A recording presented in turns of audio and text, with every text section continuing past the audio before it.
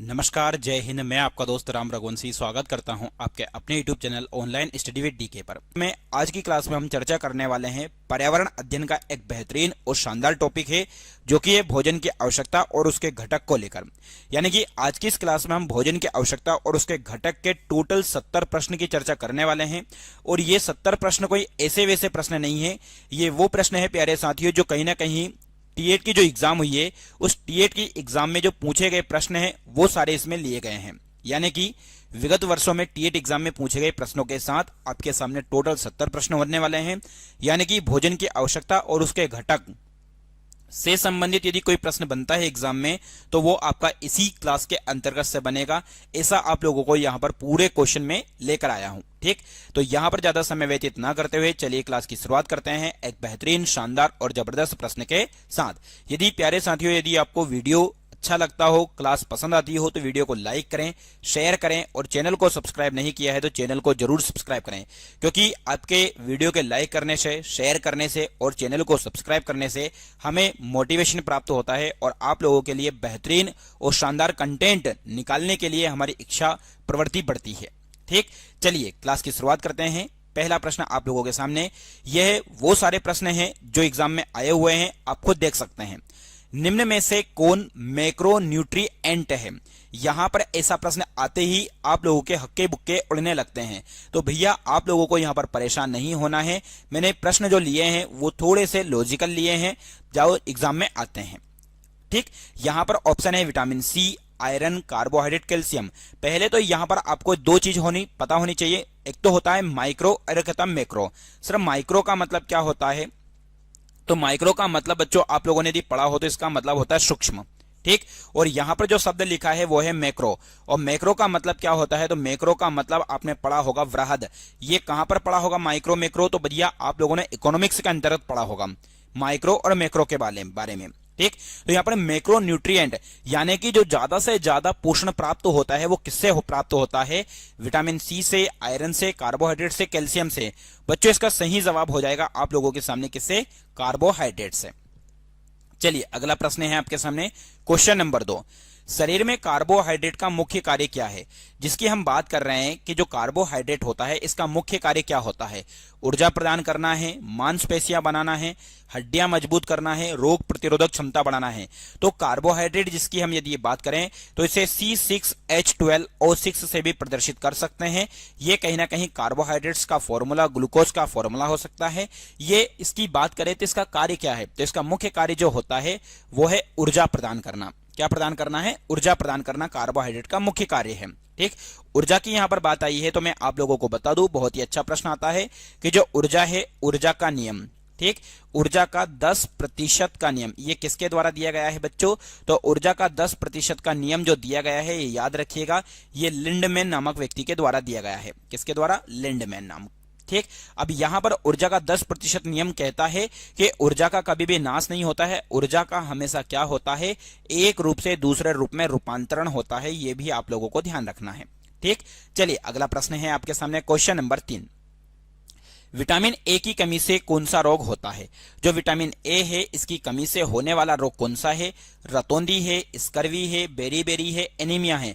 तो vitamin A की कमी से जो होने वाला रोग है साथियों वो आप लोगों को ध्यान रखना है। तो इस प्रश्न का सही जवाब हो जाएगा आपके सामने ऑप्शन नंबर ए, जो कि बिल्कुल एकदम सही जवाब है। ठीक, यानी कि विटामिन ए की कमी से जो होने वाला रोग है वो आप लोगों को मैंने बताया है कि भैया विटामिन ए की कमी से होने वाला रोग जो है भैया वो कौन सा है? तो वो है रतौंधी।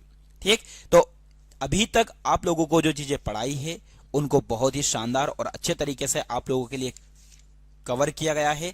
प्यारे साथियों यदि आप लोग नए जुड़े हैं तो वीडियो को लाइक करें, शेयर करें और अभी तक आप लोगों ने चैनल को सब्सक्राइब नहीं किया है तो चैनल को जरूर सब्सक्राइब करें। ठीक, क्योंकि चैनल को सब्सक्राइब करने से ही हमें आप लोगों से मोटिवेशन प्राप्त होता है।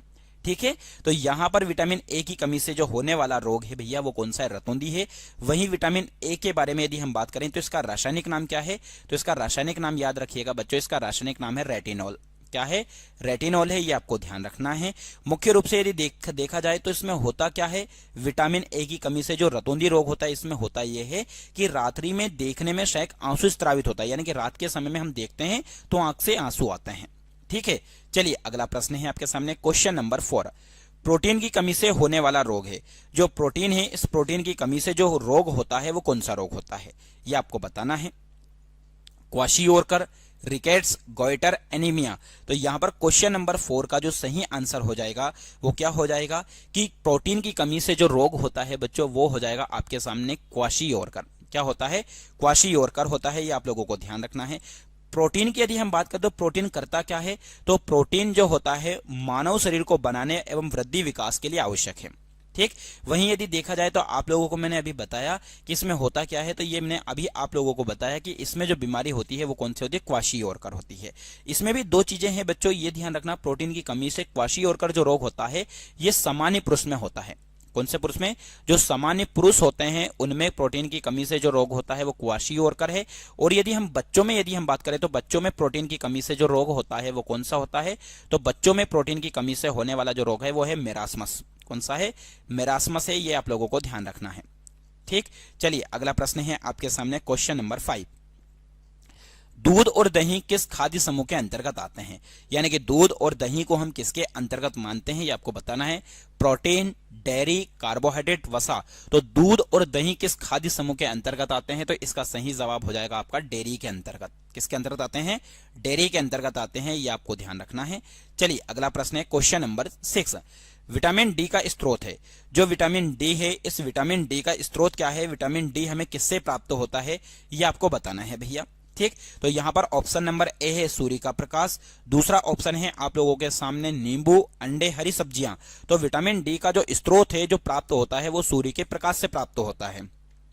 ठीक, वहीं विटामिन डी की यदि हम बात करें इसका रासायनिक नाम क्या है? तो विटामिन डी का रासायनिक नाम बच्चों याद रखिएगा कैल्सीफेरॉल है। कैल्सीफेरॉल इसका वैज्ञानिक नाम है, ये आपको ध्यान रखना है। वहीं यदि देखा जाए विटामिन डी जो होता है, इस विटामिन डी की वजह से कौन सा रोग होता है? तो बच्चों में जो रोग होता है विटामिन डी की कमी से, बच्चों में जो रोग होता है बच्चों वो होता है रिकेट्स। कौन सा होता है? रिकेट्स होता है, ये आप लोगों को ध्यान रखना है।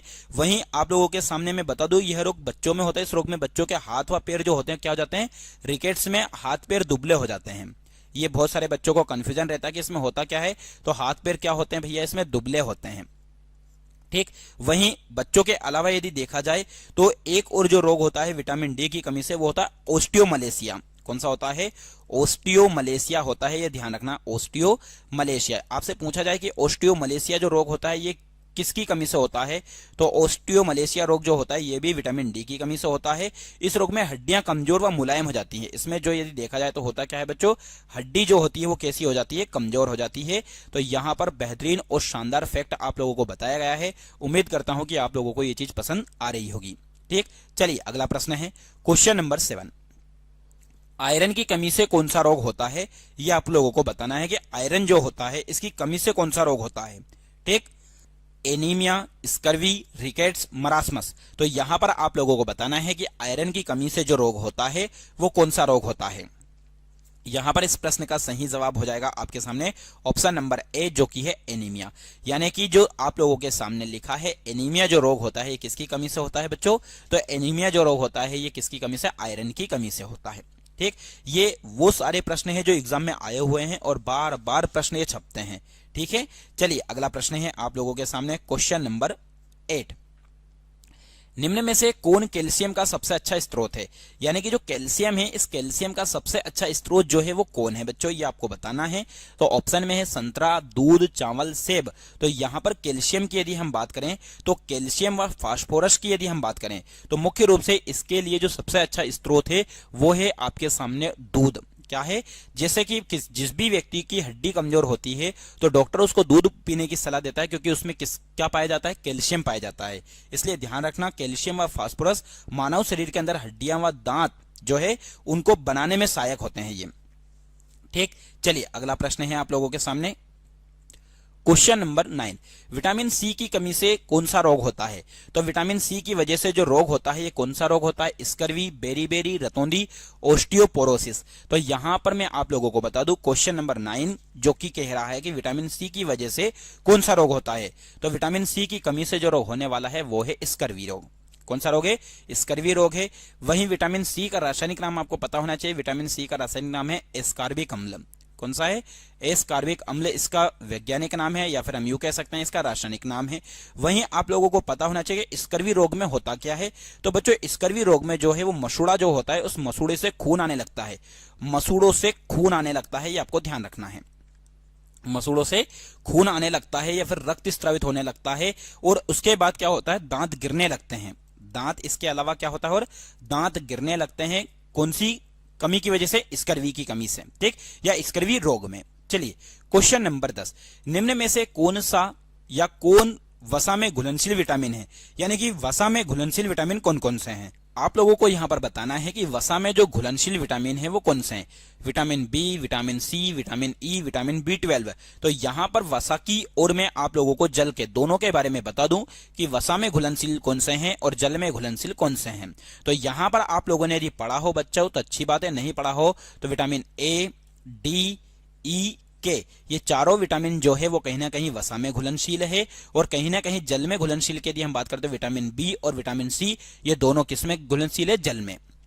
तो आप लोग कभी भी किसी भी तरीके से याद रखना चाहो तो बीसी आप लोग इस प्रकार से याद रख सकते हो, और इसको याद रखने के लिए कीड़ा आप इस प्रकार से इसको उल्टा पढ़ोगे तो ये कीड़ा लिखा हुआ है, ठीक, मतलब एक साथ जोड़ के पढ़ोगे तो इस प्रकार से वसा में घुलनशील है ए, डी, ई, के, और जल में है बीसी, ठीक। चलिए अगला प्रश्न है आपके सामने, क्वेश्चन नंबर 11, सेलेनियम किसके लिए आवश्यक है? तो थायराइड फंक्शन, एंटीऑक्सीडेंट गतिविधि, हीमोग्लोबिन निर्माण, हड्डी का विकास। तो सेलेनियम किसके लिए आवश्यक है? तो सेलेनियम की यदि हम बात करें तो एंटीऑक्सीडेंट गतिविधि के लिए आवश्यक है, ये आपको ध्यान रखना है, ठीक है। चलिए अगला प्रश्न है आपके सामने, क्वेश्चन नंबर 12, लैक्टोज किसमें पाया जाता है? बहुत अच्छा प्रश्न है कि जो लैक्टोज है ये लैक्टोज किसमें पाया जाता है? तो लैक्टोज पाया जाता है दूध में, फल में, अनाज में, अंडे में। तो लैक्टोज मुख्यतः जिसमें पाया जाता है बच्चों वो है आपके सामने क्या? दूध में पाया जाता है। किसमें पाया जाता है? दूध में पाया जाता है। ये तो आप लोगों ने पढ़ा ही होगा, बहुत बार पहले भी पढ़ा होगा। तो यहां पर इस प्रश्न का सही जवाब हो जाएगा ऑप्शन नंबर ए। चलिए अगला प्रश्न है, ग्लाइकोजन किसका भंडारण रूप है? यानी कि ग्लाइकोजन जो है वो किसका भंडारण करता है? कार्बोहाइड्रेट, प्रोटीन, वसा, विटामिन। तो यहां पर इस प्रश्न का सही जवाब हो जाएगा कि ग्लाइकोजन जो है वो कार्बोहाइड्रेट का क्या है? भंडारण है। किसका भंडारण है बच्चों? कार्बोहाइड्रेट का भंडारण है, ये आप लोगों को ध्यान रखना है। और ग्लाइकोजन और एक आप लोगों ने देखा होगा स्टार्च। तो पौधों में जो भोजन संचित होता है वो किसके रूप में होता है? तो पौधों में जो भोजन संचित होता है वो स्टार्च के रूप में होता है। और वहीं मानव की यदि हम बात करें या जीव जंतु की यदि हम बात करें तो जीव जंतु में जो भोजन संचित होता है वो किसके रूप में होता है? ग्लाइकोजन के रूप में होता है, जो कि बहुत बार एग्जाम में पूछा जाता है, ठीक। चलिए अगला प्रश्न है, क्वेश्चन नंबर 14, निम्न में से कौन आवश्यक अमीनो एसिड नहीं है? ऐसा कौन है जो अमीनो एसिड नहीं है? तो एसिड और क्षार के बारे में आपको पता होना चाहिए। पहले तो अम्ल के बारे में पता होना चाहिए और दूसरा आपको क्षार के बारे में पता होना चाहिए। तो अम्ल और क्षार की विशेषता क्या है वो भी बात करेंगे हम। तो ये कहीं ना कहीं अम्ल जो है स्वाद में कैसे होते हैं? खट्टे होते हैं। स्वाद में कैसे होते हैं? खट्टे होते हैं, ये आप लोगों को ध्यान रखना है। और वहीं क्षार की यदि हम बात करें तो क्षार कैसे होते हैं? तो स्वाद में यदि देखा जाए तो ये कहीं ना कहीं तीखे टाइप से होते हैं, ये आपको ध्यान रखना है, ठीक। वहीं कुछ अलग नमकीन या क्षारी प्रकार से होते हैं, तीखे या फिर नमकीन वगैरह होते हैं, इस प्रकार से होता है कौन? क्षार। अब यहां पर यदि हम बात करें अम्ल, अम्ल क्या करता है? तो अम्ल नीले लिटमस पेपर को किस में बदल देता है बच्चों? लाल में बदलता है, ये ध्यान रखना है। और क्षार क्या करता है? लाल लिटमस पेपर को किस में बदल देता है? नीले में बदलता है, ये इनकी विशेषता है, ठीक। वहीं किसी की अम्लीय प्रकृति यदि 1 से 7 तक है तो वो अम्ल है, और 7 से 14 तक है तो वो कैसी प्रकृति का है? क्षारी प्रकृति का है, ठीक। ये जो इंपॉर्टेंट बात थी मैंने आप लोगों को बता दी है। इस प्रश्न का सही जवाब हो जाएगा ऑप्शन नंबर सी, यानी कि ग्लूटामिक एसिड जो है वो एक आवश्यक अमीनो एसिड नहीं है। बाकी लाइसिन, ट्रिप्टोफैन, मेथियोनिन ये सब आवश्यक है। चलिए, नारंगी और पीले फल किस विटामिन का स्रोत है? अच्छा प्रश्न है ये भी। Vitamin A, vitamin D, vitamin B12, vitamin के। तो नारंगी और पीले फल की यदि हम बात करें तो जिस विटामिन के स्रोत हैं वो है विटामिन ए के। बाकी विटामिन ए के बारे में अभी थोड़ी देर पहले मैंने आप लोगों को बताया था कि इसकी क्या क्या विशेषता है। वहीं विटामिन ए की यदि हम बात करें तो ये किससे प्राप्त होता है ये जरूर देख लें आप। तो विटामिन ए जो है वो गाजर से, ठीक। वहीं यदि देखा जाए तो पपीता से, पपीता, ठीक। पपीते के अलावा और किससे? केले से, आम से। इन सभी में यदि देखा जाए तो कौन सा विटामिन पाया जाता है? तो इन सभी में विटामिन जो पाया जाता है बच्चों वो पाया जाता है विटामिन ए, ठीक। चलिए अगला प्रश्न है क्वेश्चन नंबर 16, पानी की कमी से क्या होता है? पानी की कमी से होने वाला रोग या पानी की कमी से क्या होता है? निर्जलीकरण, मोटापा, एनीमिया, गठिया। तो पानी की कमी से जो होता है भैया वो याद रखिएगा, वो होता है निर्जलीकरण यानी कि डिहाइड्रेशन, यानी कि इसमें कहीं ना कहीं बॉडी के अंतर्गत पानी की कमी होती है तो डिहाइड्रेशन की कंडीशन होती है। ठीक, चलिए अगला प्रश्न है क्वेश्चन नंबर 17। निम्न में से कौन सा खनिज हड्डियों और दांतों के लिए आवश्यक है? अभी थोड़ी देर पहले ही चर्चा की थी हमने और ऐसा का ऐसा प्रश्न आप लोगों के सामने छप के आ गया है कि कौन सा खनिज और हड्डियों और दांतों के लिए आवश्यक है? Iron, calcium, iodine, sodium. तो यहां पर हड्डियों और दांतों के लिए जो आवश्यक है बच्चों वो है आपके सामने ऑप्शन नंबर बी, जो कि है कैल्शियम। ठीक, इसका आपको थोड़ी देर पहले ही मैंने अभी बताया था कि मुख्य रूप से कैल्शियम जो है वो हड्डियों और दांतों के लिए क्या होता है? आवश्यक होता है। ठीक है, चलिए अगला प्रश्न है आप लोगों के सामने क्वेश्चन नंबर 18। सूखा रोग रिकेट्स किसकी कमी से होता है? Vitamin A, vitamin D, vitamin C, calcium. तो सूखा रोग जो होता है, ये रिकेट्स जो होता है ये बच्चों में होता है और जिसकी कमी से होता है वो होता है विटामिन डी। ठीक, तो 18वें का ऑप्शन नंबर बी सही आंसर है। चलिए अगला है, निम्न में से कौन कार्बोहाइड्रेट का स्रोत है? यानी कि कार्बोहाइड्रेट जो प्राप्त होता है ये मुख्य रूप से किससे प्राप्त होता है ये आपको बताना है। तो मुख्य रूप से यदि देखा जाए चावल, अंडा, पनीर, सेब, तो ये जो कार्बोहाइड्रेट है बच्चों, कार्बोहाइड्रेट मुख्य रूप से प्राप्त होता है चावल से। किससे? चावल से होता है, ये आपको ध्यान रखना है। वहीं यदि देखा जाए तो कहीं ना कहीं आप लोगों ने सुना होगा मानव शरीर की जितनी भी कुल ऊर्जा होती है उसका लगभग 50 से 75% भाग जो होता है वो किसका बना होता है? तो 50 से 75% भाग जो बना होता है वो कार्बोहाइड्रेट से प्राप्त होता है। किससे होता है भैया? कार्बोहाइड्रेट। ठीक, ये आप लोगों को ध्यान रखना है, जो कि वेरी वेरी मोस्ट इंपोर्टेंट है। सभी अनाजों में सबसे ज्यादा किससे प्राप्त होता है? चावल में। उस फलों की यदि हम बात करें कि फलों में सबसे ज्यादा कार्बोहाइड्रेट किससे प्राप्त होता है, तो फलों में सबसे ज्यादा प्राप्त होता है बच्चों केले से। ठीक, और वहीं यदि सब्जियों में यदि हम बात करें कि सब्जियों में सबसे ज्यादा कार्बोहाइड्रेट किससे प्राप्त होता है, तो सब्जियों में सबसे ज्यादा कार्बोहाइड्रेट प्राप्त होता है आलू से। वहीं यदि अनाज की यदि हम बात करें तो अनाज में तो आपका आंसर आ गया है चावल। ठीक, तो यहां पर वही बात आई थी आप लोगों के सामने। ठीक, चलिए अगला प्रश्न है आप लोगों के सामने क्वेश्चन नंबर 20। शरीर में जल का मुख्य कार्य क्या है? ऊर्जा देना, शरीर का तापमान नियंत्रित करना, वसा को संग्रहित करना, हड्डियों को मजबूत करना। तो शरीर में जल का जो मुख्य कार्य है भैया वो है शरीर का तापमान नियंत्रित करना। व्यक्ति को सामान्य रूप से औसतन यदि देखा जाए तो एक दिन भर में पूरे 24 आवर्स में लगभग 5 से 6 लीटर उसको पानी पीना चाहिए। ये कम से कम बताया है, बल्कि इससे ज्यादा भी पिए तो कोई नुकसान नहीं है। पानी पीने से कहीं ना कहीं हमारा ब्लड का सर्कुलेशन बिल्कुल सही साथ बना रहता है। ठीक है, चलिए अगला प्रश्न है क्वेश्चन नंबर 21। निम्न में से कौन सा विटामिन वसा में घुलनशील है? Vitamin B12, vitamin C, vitamin E, vitamin B6। तो अभी थोड़ी देर पहले मैंने आप लोगों को बताया था, एक चीज बताई थी कीड़ा, ठीक, और एक चीज बताई थी बच्चों BC। तो BC जो है वो जल में घुलनशील है और कहीं ना कहीं कीड़ा जो है किस में घुलनशील है? वसा में। तो अब यहां पर B, C, B ये तीनों तो आएंगे नहीं, तो यहां पर E है, इसलिए इसका सही जवाब हो जाएगा 21वें का C। ठीक, चलिए अगला प्रश्न है क्वेश्चन नंबर 22। रात्रि अंधता यानी कि नाइट ब्लाइंडनेस किसकी कमी से होता है? रात में कहीं ना कहीं दिखने में कमी होती है, कौन से रोग की वजह से या कौन से विटामिन की कमी की वजह से? विटामिन ए, विटामिन के, आयरन, प्रोटीन। तो इसका जवाब भी आप लोगों के पास है और इसका सही जवाब है विटामिन ए। ठीक, चलिए अगला प्रश्न है आपके सामने क्वेश्चन नंबर 23। निम्न में से कौन प्रोटीन का पौधा आधारित स्रोत है? यानी कि प्रोटीन है उस पौधे में जो मुख्य रूप से हमें पौधे से प्राप्त होता है। मछली, दूध, अंडा, दालें। भैया ऐसा प्रश्न है जो आप खुद लॉजिकल लगा सकते हैं। दालें जो है वो हमें कहीं कहां से प्राप्त होती है? पौधे से प्राप्त होती है। सर कैसे? जैसे आप लोगों ने देखा होगा चना, चना से हमें दाल प्राप्त होती है। दूसरा मटर, मटर से हमें दाल प्राप्त होती है। वहीं मसूर से हमें दाल प्राप्त होती है। मूंग से हमें दाल प्राप्त होती है। उड़द से हमें दाल प्राप्त होती है। तो ये सब कहीं ना कहीं यदि देखा जाए बच्चों तो ये सब वो पौधे हैं जिनसे हमें दाल प्राप्त होती है और इन सभी में क्या होता है? भरपूर मात्रा में प्रोटीन होता है। ठीक, तो यहां पर क्वेश्चन नंबर 23 का सही आंसर हो जाएगा ऑप्शन नंबर बी। चलिए अगला है, गोइटर किसकी कमी से होता है? आप लोगों को यहां पर बताना है कि जो गोइटर है वो किसकी कमी से होता है? आयरन की, आयोडीन की, कैल्शियम की, जिंक की। तो गोइटर या फिर कहीं ना कहीं इसको गाइटर के नाम से भी जाना जाता है बच्चों। गाइटर के अलावा इसको और यदि देखा जाए तो मुख्य रूप से आप लोगों ने देखा होगा थायराइड ग्रंथि। कौन सा? थायराइड। ठीक, ये थायराइड ग्रंथि का बढ़ जाना एक तरीके से जो रोग है वो किसकी कमी से होता है, तो ये होता है बच्चों आयोडीन की कमी से। तो 24वें का सही आंसर हो जाएगा ऑप्शन नंबर बी। ठीक, चलिए अगला प्रश्न है आप लोगों के सामने, क्वेश्चन नंबर 25। निम्न में से कौन सा एंटीऑक्सीडेंट विटामिन है? एंटीऑक्सीडेंट विटामिन कौन सा है ये आपको बताना है।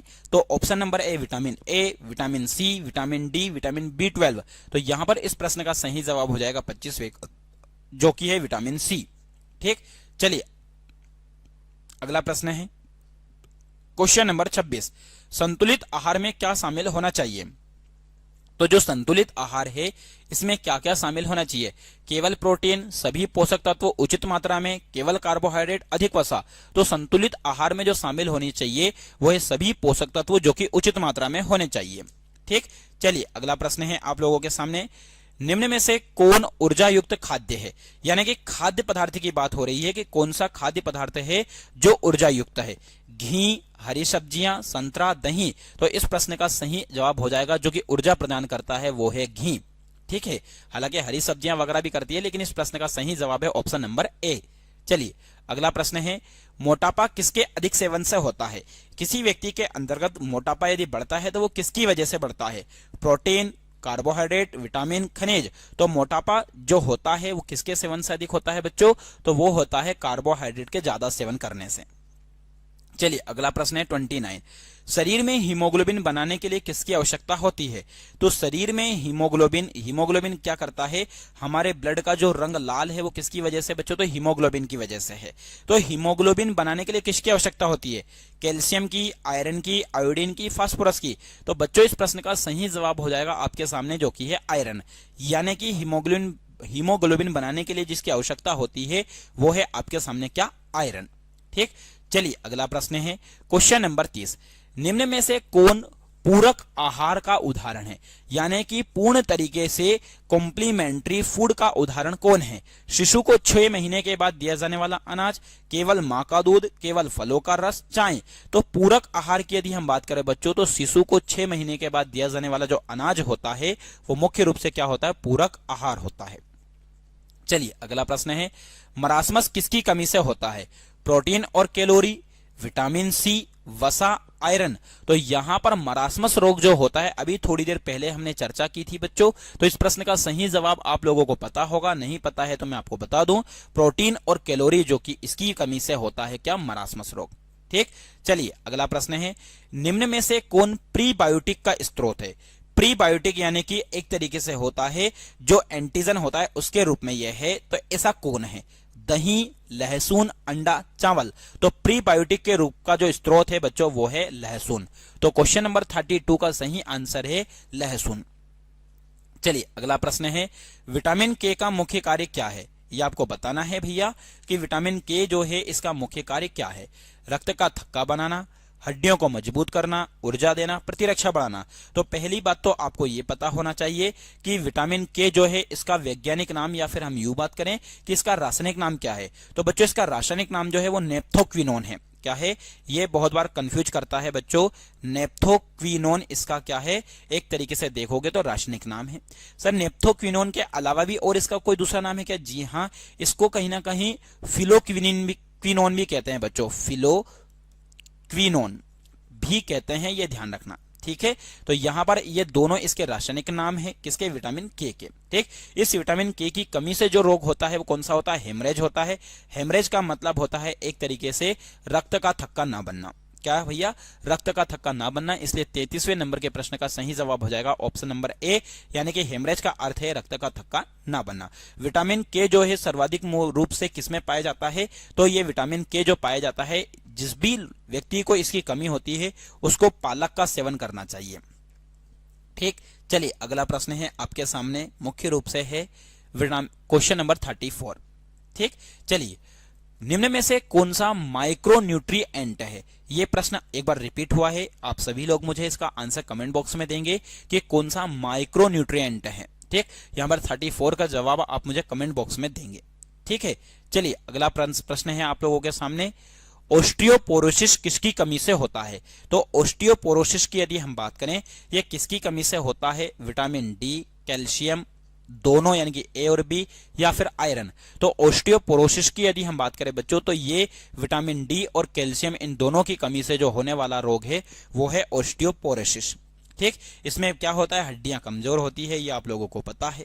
ठीक, चलिए अगला प्रश्न है आपके सामने, क्वेश्चन नंबर 36। निम्न में से कौन प्रोटीन युक्त खाद्य समूह है या उससे संबंधित है? यानी कि ऐसा खाद्य समूह कौन सा है जिससे मुख्य रूप से प्रोटीन प्राप्त होता है? चावल, गेहूं, दालें, अंडे, आम, केला, घी, तेल। तो यहां पर क्वेश्चन नंबर 36 का सही जवाब हो जाएगा दालें और अंडे। ये दोनों एक तरीके से क्या प्रदान करते हैं? तो ये प्रोटीन प्रदान करते हैं।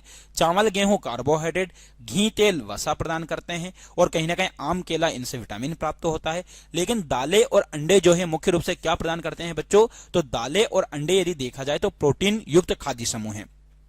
जैसे कि आप लोगों के सामने मैं बता दूं कि मुख्य रूप से किसमें कौन सा प्रोटीन पाया जाता है।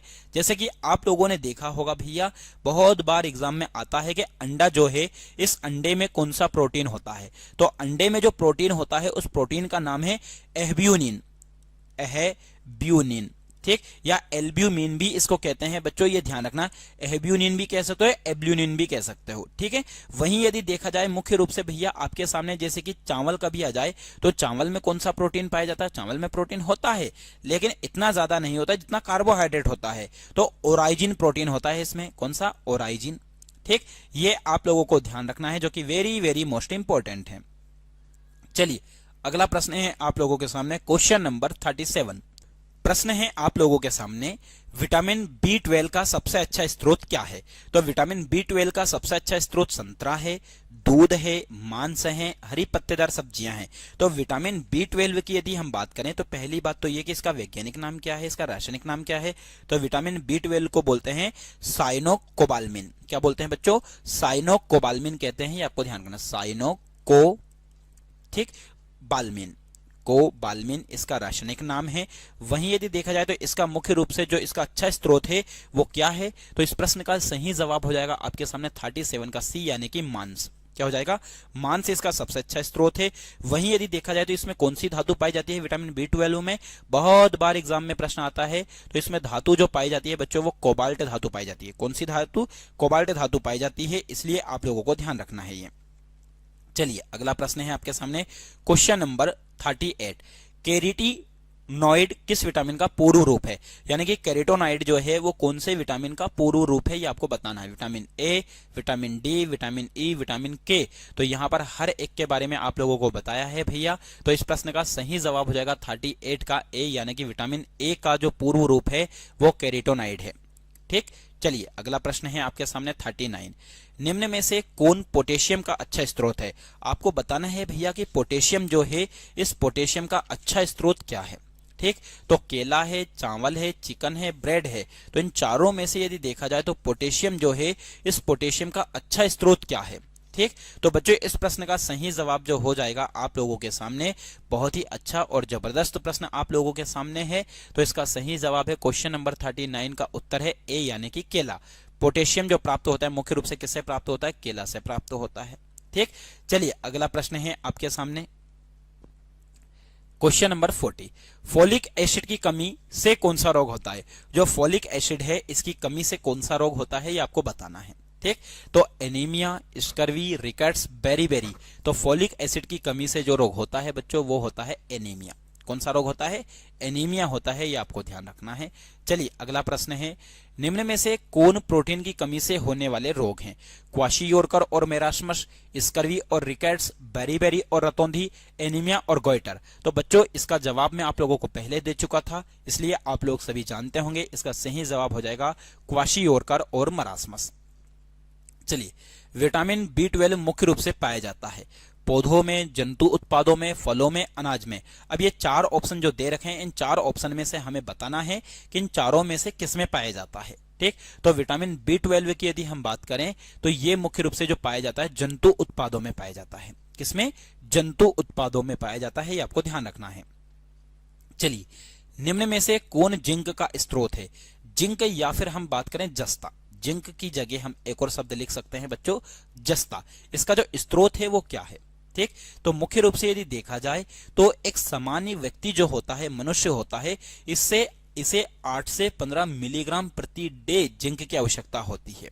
ठीक, तो कद्दू के बीज से, चावल से, घी से या फिर संतरा से। तो मुख्य रूप से जस्ता या जिंक की यदि हम बात करें बच्चों, तो मुख्य रूप से जिसमें पाया जाता है वो है कद्दू के बीज में। जिंक जो पाया जाता है वो किसमें पाया जाता है? कद्दू के बीज में पाया जाता है। ये आप लोगों को ध्यान रखना है। चलिए अगला प्रश्न है 44। बेरी बेरी रोग किस विटामिन की कमी से होता है? Vitamin B1, vitamin B12, vitamin C, vitamin D। तो बेरी बेरी जो रोग होता है बच्चों वो होता है विटामिन B1 की वजह से, या विटामिन B1 की कमी से जो रोग होता है वो आप लोगों को ध्यान रखना है। वो कौन सा रोग होता है बच्चों? वो होता है कहीं ना कहीं बेरी बेरी रोग। अब आप लोगों के सामने कहीं ना कहीं यही बात आती है कि सर बेरी बेरी नामक रोग होता क्या है, इसमें क्या होता है? तो मुख्य रूप से बच्चों इसमें यदि देखा जाए तो होता क्या है, तो इसमें जो रोगी होता है उसको भूख नहीं लगती। बेरी बेरी रोग में जो होता है, रोगी जो होता है उससे क्या नहीं लगती? भूख नहीं लगती। ये आपको ध्यान रखना है। ठीक, ये एग्जाम में कभी आए तो गलत मत करना कि विटामिन जो है, सॉरी हाँ, विटामिन B1 की कमी से रोग होता है बेरी बेरी, और इसमें होता क्या है? तो भूख नहीं लगती है। ठीक है, चलिए अगला प्रश्न है आपके सामने, क्वेश्चन नंबर 45। निम्न में से कौन विटामिन ई का कार्य है? तो विटामिन ई का कार्य क्या है? एंटीऑक्सीडेंट के रूप में कार्य करना, रक्त का थक्का बनाना, ऊर्जा प्रदान करना, हड्डियों को मजबूत करना। बच्चों जैसे कि रक्त का थक्का बनना ये तो विटामिन के का काम है। यहां पर बात हो रही है विटामिन ई की, तो अब हमें विटामिन ई के बारे में जानना है। क्वेश्चन नंबर 45 है, इसका सही जवाब हो जाएगा आपके सामने एंटीऑक्सीडेंट के रूप में कार्य करना। वहीं यदि हम बात करें विटामिन ई के बारे में, तो विटामिन ई का जो रासायनिक नाम है वो क्या है? तो विटामिन ई का जो रासायनिक नाम है बच्चों वो है टेकोफेरॉल। क्या है? टेकोफेरॉल जो है इसका रासायनिक नाम है। बहुत बार एग्जाम में आया हुआ प्रश्न है ये। ठीक, इसे कहीं ना कहीं और क्या बोलते हैं? तो इसे बहुत सारे नामों से जानते हैं। विटामिन ई को यदि देखा जाए बच्चों तो जनन विटामिन भी कहते हैं। क्या बोलते हैं इसको? जनन विटामिन भी कहते हैं। जनन विटामिन के अलावा इसको और अलग नाम से भी जानते हैं, सुंदरता का विटामिन। सुंदरता का विटामिन किसको कहा जाता है? तो सुंदरता का विटामिन भी कहा जाता है बच्चों, विटामिन ई को कहा जाता है। ठीक, वहीं इसकी कमी से जो रोग होता है वो होता है बांझपन। इसकी कमी से मैं बात कर रहा हूं आपकी इसकी कमी की। इसकी कमी से जो रोग होता है बच्चों वो कौन सा होता है? बांझपन होता है। ये आप लोगों को ध्यान रखना है। ठीक, बाकी इसका सही जवाब हो जाएगा ऑप्शन नंबर ए। चलिए अगला प्रश्न है, फास्फोरस का मुख्य कार्य क्या है? तो हड्डियों और दांतों को मजबूत करना, ऊर्जा उत्पादन, रक्त परिसंचरण, प्रतिरक्षा प्रणाली को बढ़ाना। तो मुख्य रूप से फास्फोरस की यदि हम बात करें बच्चों, तो फास्फोरस का जो मुख्य कार्य होता है वो क्या होता है? तो फास्फोरस का जो मुख्य कार्य है वो है आपके सामने 46 का ए, यानी कि हड्डियों और दांतों को क्या करना? मजबूत करना। एक यहां पर बहुत अच्छा प्रश्न आप लोगों के लिए है, जैसे कि कभी आप लोगों ने पढ़ा हो तो अच्छी बात है, नहीं पढ़ा है तो मैं आपको बता दूं, जो माचिस की तीली होती है, क्या होती है बच्चों? माचिस की जो तीली होती है उस तीली में क्या पाया जाता है? तो माचिस की तीली जो होती है बच्चों इसमें लाल फास्फोरस होता है। कौन सा फास्फोरस होता है? लाल फास्फोरस होता है। ये आपको ध्यान रखना है कि कभी एग्जाम में पूछे कि माचिस की तीली में क्या पाया जाता है, तो माचिस की तीली में लाल फास्फोरस पाया जाता है। ठीक है, चलिए अगला प्रश्न है आप लोगों के सामने, निम्न में से कौन कैलोरी युक्त खाद्य है? यानी कि जिसमें कैलोरी पाई जाती है वो कौन है? चीनी, पालक, नींबू, खीरा। तो कैलोरी युक्त खाद्य जो है वो है आपके सामने ऑप्शन नंबर ए, यानी कि चीनी। चलिए अगला प्रश्न है क्वेश्चन नंबर 48। विटामिन के का सबसे अच्छा स्रोत है? हरी पत्तेदार सब्जियां, संतरा, अंडा, मछली। तो विटामिन के जो रक्त का थक्का बनाने में सहायक होता है, तो मुख्य रूप से ये किसमें ज्यादातर पाया जाता है? इसका अच्छा स्रोत क्या है? तो हरी पत्तेदार सब्जियां, मुख्य रूप से पालक वगैरह का इस्तेमाल करना चाहिए यदि जिसको रक्त का थक्का नहीं बनता है। ठीक, चलिए अगला प्रश्न है, मैग्नीशियम की कमी से क्या होता है? तो मैग्नीशियम की कमी से यदि देखा जाए तो कौन सा रोग होता है? तो मांसपेशियों में ऐंठन, रक्ताल्पता, रिकेट्स, गोइटर। तो बच्चों इसका सही जवाब हो जाएगा मांसपेशियों में ऐंठन, यानी कि मैग्नीशियम की कमी से जो होता है वो क्या होता है? मांसपेशियों में ऐंठन होता है। वहीं यदि हम बात करें कि मैग्नीशियम के बारे में आपको पता होना चाहिए कि जो सामान्य व्यक्ति होता है उसे 300 से 420 मिलीग्राम प्रतिदिन, मिलीग्राम पर डे किसकी आवश्यकता होती है? ये मैग्नीशियम की आवश्यकता होती है। ठीक है, चलिए अगला प्रश्न है आपके सामने क्वेश्चन नंबर 50। प्रतिरक्षा प्रणाली को मजबूत करने वाला विटामिन है। जो प्रतिरक्षा प्रणाली है इसको मजबूत करने वाला विटामिन कौन सा है? Vitamin C, vitamin D, vitamin B12, vitamin E. तो बच्चों इस प्रश्न का सही जवाब हो जाएगा आपके सामने 50वें का ए, यानी कि विटामिन सी। चलिए अगला है ग्लूकोज किसका सरल रूप है? तो ग्लूकोज प्रोटीन का, वसा का, कार्बोहाइड्रेट का, विटामिन का। तो ग्लूकोज जिसका सरल रूप है ये आपको ध्यान रखना है, ये है कार्बोहाइड्रेट का। किसका है? कार्बोहाइड्रेट का सरल रूप है, जो कि बहुत बार एग्जाम में पूछा गया है कि ग्लूकोज जो है वो किसका सरल रूप है, तो भैया कार्बोहाइड्रेट। वहीं कार्बोहाइड्रेट के बारे में आप लोगों को एक बात और बताना चाहूंगा कि मुख्य रूप से कार्बोहाइड्रेट जो है ये संरचना के आधार पर, क्या संरचना के आधार पर इनको कितने भागों में बांटा गया है? तो कार्बोहाइड्रेट को संरचना के आधार पर बच्चों 3 भागों में बांटा गया है। क्या क्या? एक तो मोनो, ठीक, मोनोसेकेराइड, डाइसेकेराइड, और एक और क्या हो जाएगा? तो एक हो जाएगा पॉलीसेकेराइड। यानी कि सेकेराइड का मतलब क्या होता है, यहां पर इनके आगे लिख दूं मैं मोनोसेकेराइड। सर सेकेराइड का मतलब होता है क्या, ये भी बताऊंगा, डोंट वरी आप। सेकेराइड का मतलब होता है एक तरीके से शुगर, ठीक। सेकेराइड, सेकेराइड का मतलब बच्चों यदि आप देखोगे तो इसका मतलब होता है शर्करा। क्या होता है? सेकेराइड का मतलब शर्करा होता है, ये आपको ध्यान रखना है, ठीक है। इसलिए कहीं ना कहीं ये शर्करा का मतलब ये स्वाद में मीठा लगता है, ठीक। वहीं यदि देखा जाए मोनो का मतलब एक, डाई का मतलब 2, पोली का मतलब बहुत ज्यादा। तो मोनो, डाई और पोली। तो मोनोसेकेराइड कौन कौन से हैं? तो इसमें यदि देखा जाए तो अंगूर जो है, ये अंगूर, एक एक उदाहरण बता रहा हूं मैं, अंगूर में मोनोसेकेराइड शर्करा पाई जाती है। वहीं यदि दूध देखोगे आप तो दूध में डाइसेकेराइड शर्करा पाई जाती है बच्चों। और वहीं यदि देखा जाए प्यारे साथियों, जो कि कहीं ना कहीं पॉलीसेकेराइड है, तो जो स्टार्च है, ग्लाइकोजन है, क्या है? स्टार्च है। वहीं आपके सामने ग्लाइकोजन है, इनके बारे में मैं पहले बता चुका हूं आपको। स्टार्च है, ग्लाइकोजन है, और एक है सेल्यूलोज। इनमें यदि देखोगे तो कौन सी शर्करा पाई जाती है? सेल्यूलोज। इनमें पाई जाती है पॉलीसेकेराइड, ठीक है। चलिए अगला प्रश्न है क्वेश्चन नंबर 52। निम्न में से कौन प्रीबायोटिक है? दही, चावल, आलू, घी। तो प्रोबायोटिक के रूप में जो है वो कौन है भैया? तो इस प्रश्न का सही जवाब हो जाएगा आपके सामने दही, ठीक। चलिए अगला प्रश्न है क्वेश्चन नंबर 53। थायमिन किस विटामिन का दूसरा नाम है? Vitamin B1, vitamin B12, vitamin C, vitamin D। तो थायमिन जिसका दूसरा नाम है वो है ऑप्शन नंबर ए, यानी कि विटामिन B1, ठीक। चलिए अगला प्रश्न है आपके सामने क्वेश्चन नंबर 54। एंजाइम का कार्य क्या है? पाचन में मदद करना, ऊर्जा संग्रह करना, हड्डियां बनाना, प्रतिरक्षा बढ़ाना। तो एंजाइम का जो मुख्य रूप से कार्य है बच्चों वो है पाचन में मदद करना, ठीक। चलिए अगला प्रश्न है आपके सामने, जल विलेय विटामिन कौन से हैं? जो जल में मिलने वाले विटामिन, विटामिन ए और डी, ई और के, B12 और डी, विटामिन बी और सी, आप लोगों को बहुत अच्छे से पता है। इसका आंसर क्वेश्चन नंबर 55 का जो आंसर है वो आप मुझे कमेंट बॉक्स में देंगे कि इसका आंसर क्या होने वाला है, ठीक। चलिए अगला प्रश्न है 55 के बाद है 56। पानी की कमी से क्या होता है?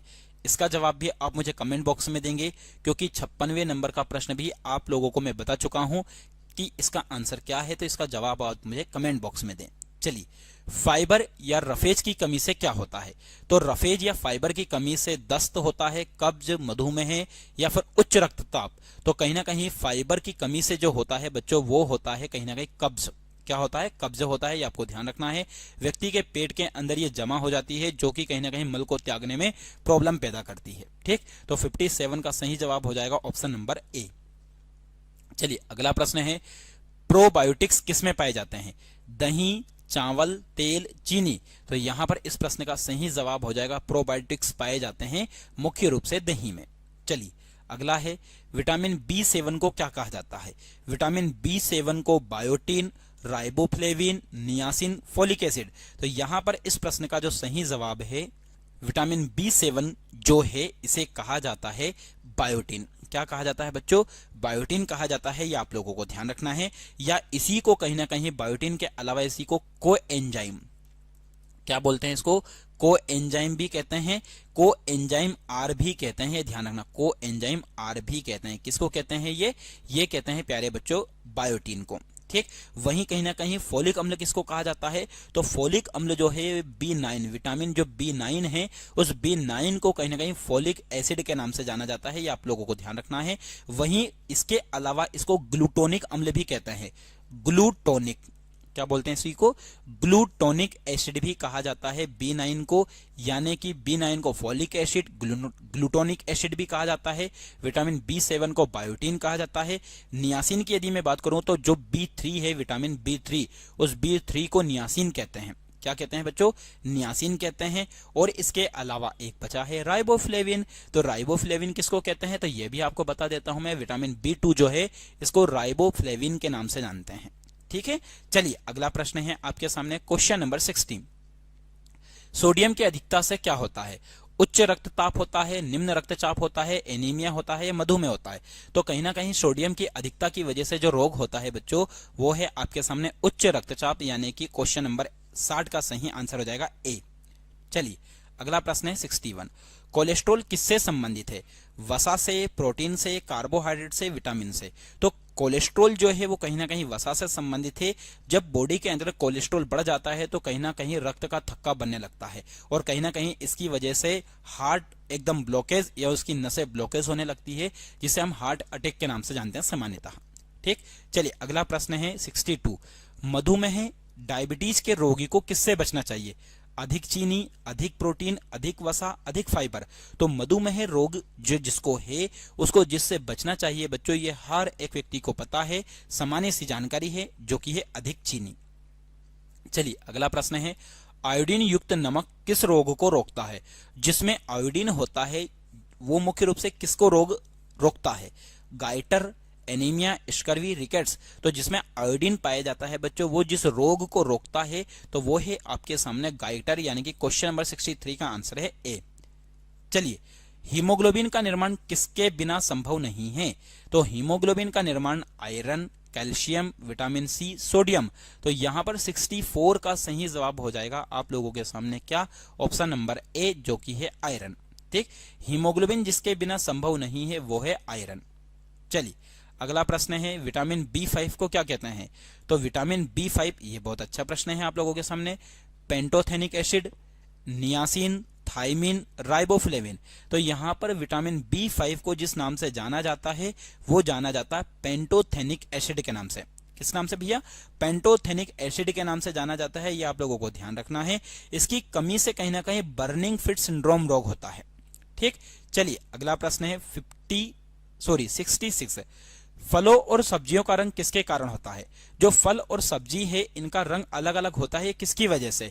तो फाइटोकेमिकल्स की वजह से, प्रोटीन की वजह से, वसा की वजह से, कार्बोहाइड्रेट की वजह से। तो फलों और सब्जियों का जो रंग होता है ये कहीं ना कहीं आप लोगों को ध्यान रखना है, ये फाइटोकेमिकल्स की वजह से होता है। ठीक, तो क्वेश्चन नंबर 66 का सही आंसर हो जाएगा ऑप्शन नंबर ए, जो कि है फाइटोकेमिकल्स। चलिए अगला प्रश्न है 67। एंटीऑक्सीडेंट का मुख्य कार्य क्या है। तो एंटीऑक्सीडेंट का मुख्य कार्य फ्री रेडिकल्स से लड़ना, ऊर्जा देना, हड्डियां बनाना, वसा जमा करना।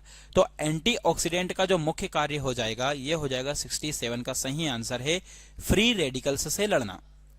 चलिए अगला प्रश्न है, राइबोफ्लेविन किस विटामिन का दूसरा नाम है। बहुत अच्छा प्रश्न और जबरदस्त प्रश्न है, इससे पहले मैं आप लोगों को बता चुका हूं। Vitamin B2, vitamin B6, vitamin B12, vitamin D6। तो यहां पर इस प्रश्न का सही जवाब हो जाएगा राइबोफ्लेविन, जिसका दूसरा नाम है वो है विटामिन B2। इसके अलावा B6 का आपको नहीं बताया है, तो B6 का मैं आपको बता दूं। विटामिन B6 किसका नाम है, तो यह है पायरिडॉक्सिन। ठीक, पायरिडॉक्सिन जो है इसका दूसरा नाम यदि देखोगे तो वो है विटामिन B6, यानी कि विटामिन B6 को हम पायरिडॉक्सिन के नाम से भी जानते हैं। वहीं विटामिन डी के बारे में आप लोगों को बता दिया, कैल्सीफेरॉल है। साइबोकोबाल्मिन माना आपको विटामिन B12 के बारे में बता दिया है, और B5, B3, B2 इन सभी के बारे में आप लोगों को बता दिया गया है। ठीक, चलिए अगला प्रश्न है क्वेश्चन नंबर 69। निम्न रक्तचाप वाले व्यक्ति को क्या खाना चाहिए।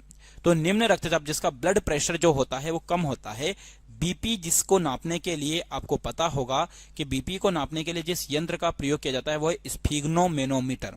क्या है, स्फिग्नोमेनोमीटर ये यंत्र है जिसके द्वारा कहीं ना कहीं बीपी को मापा जाता है। ठीक, तो इसके लिए सामान्य जो बीपी होना चाहिए वो 80 से 120 होना चाहिए।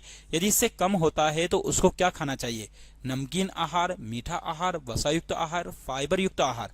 तो क्वेश्चन नंबर 69 का सही आंसर हो जाएगा ए, यानी कि नमकीन आहार। चलिए अगला प्रश्न है और आज की क्लास का आखिरी प्रश्न, जो कि 70वां प्रश्न है। पाचन क्रिया में सहायक एंजाइम किस में पाए जाते हैं, अम्लीय फल में, कच्ची सब्जियों में, अंकुरित अनाज में, दही में। तो पाचन क्रिया में सहायक एंजाइम जो पाए जाते हैं बच्चों, ये कहीं ना कहीं मुख्य रूप से अंकुरित अनाज में पाए जाते हैं। ठीक, तो यहाँ पर मैंने आप लोगों को भोजन की आवश्यकता और उसके घटक के टोटल 70 प्रश्न कवर करवाए हैं। यदि आप लोगों को वीडियो पसंद आया हो तो भैया वीडियो को लाइक करें, शेयर करें, और यदि अभी तक आपने अपने यूट्यूब चैनल को सब्सक्राइब नहीं किया है तो जरूर सब्सक्राइब करें। सभी लोगों का जुड़ने के लिए बहुत बहुत धन्यवाद। जय हिंद, जय भारत।